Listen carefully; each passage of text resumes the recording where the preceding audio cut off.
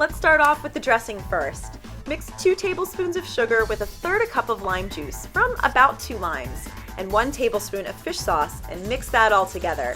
Next, thinly slice a shallot and add that to the bowl to hang out for a little bit. And then, thinly slice a jalapeno or another chili pepper. Use as much or as little as you like depending on the level of spice that you want. Then, thinly slice 1 large or 2 smaller cucumbers. I'm using a mandolin for easy, even slices, but a sharp knife will work just fine. Then, roughly chop a small bunch of cilantro and mix everything together. Spoon it into a serving bowl, and then chop up a handful of roasted and salted peanuts. Sprinkle them over the top, and your Thai cucumber salad is complete.